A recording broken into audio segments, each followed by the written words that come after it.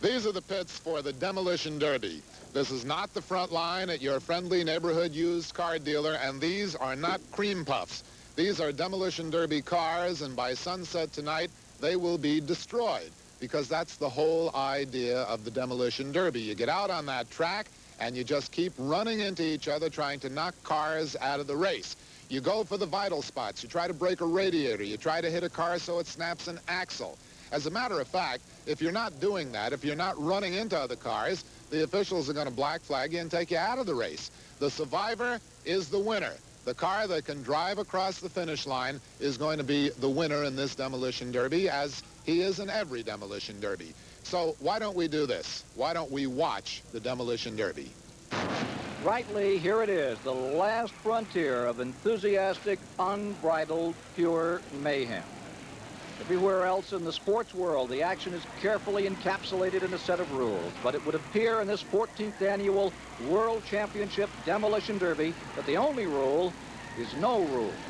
200 cars here. When the day is over, literally, only one will survive. Norman Mailer said that humans are not beings, but forces.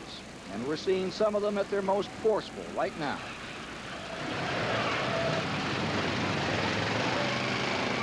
We're really a nation of excess. You may think that's good, you may think it's bad, but we're the only nation in the world that can afford a demolition derby. The only one where you can go out and in the course of a 2-hour frolic, tear up 200 cars. Places on this earth, many places, where these would be luxury cars. Perhaps we should look at it not as an excess of destroying cars, but simply as a step in the recycling process, which today is so much a part of the American way.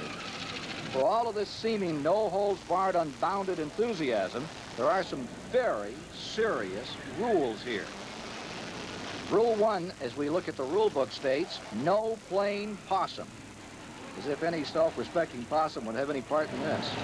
What it means is that you can't go out and hide until the event's half over and then rejoin the dance. You've got to be moving, being involved at all times. Sitting and watching for any length of time leads to that black flag and automatic disqualification. Teamwork, ganging up, that's just not allowed. And still, the rules, like the race itself, go on. Now, hitting the driver's door is another foul. It's punishable by 2 free throws or an automatic walk. As you can see, one wouldn't want to be the umpire to walk out there and render a decision. And you won't believe this. But here's one. The 1976 rules specifically state that driving fast and recklessly, weaving in and out, is not allowed unless you hit someone. Perhaps the most popular vehicle in demolition derby competition is the station wagon, like one there. Ah, yes, indeed. The station wagon, known as a symbol of versatility, adaptability, strong, dignified family car, useful in so many ways. For all of its looks, this is still a game of cunning. You have to use up the back end of the automobile and save the front of your vehicle. That's the key to the whole business here. The radiator, the heart and soul of the machine. It's one of the few events you're ever going to see where the winner is the man who is most successful in reverse.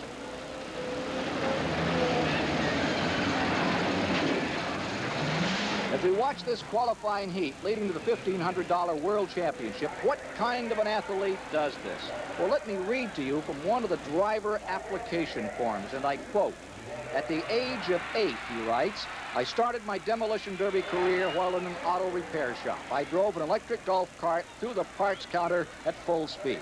Since then, I've wrecked a garden tractor when I was 10 years old, smashed a snowmobile into a car head-on when I was 15, and I've totally demolished 2 brand-new station wagons. I skydive, and I participate in whitewater canoeing and rafting. I folded an aluminum canoe in half when I hit a rock last year. While in college, I was known to set myself on fire and run through the gymnasium in the midst of basketball games.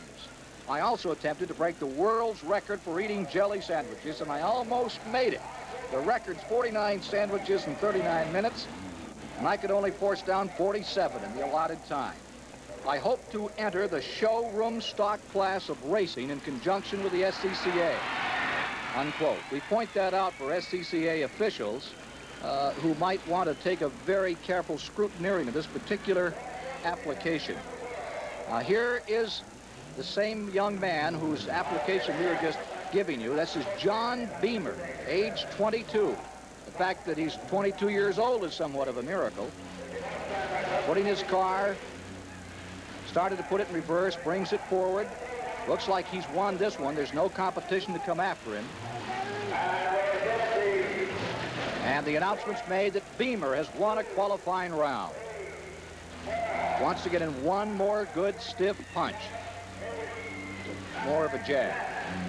Well, there he is, John Beamer, 22 years old, on his way toward the World Championship, World Demolition Derby competition. Beamer extricated himself from the automobile. Crowd congratulating him, ecstatic with his victory. Lee Leonard is standing by with a winner. Okay. What's your name? My name's John Beamer. John, where are you from? Myersdale, Pennsylvania. You do much of these? A good many. I've been doing it for 5 years. I won my first one about 3 weeks ago and decided to come up here and give it a try. Why? Well, things pretty dull back in town, not much to do, and I'm kind of crazy to begin with, so I really enjoy it. It's better than watching haircuts, huh? Sure is.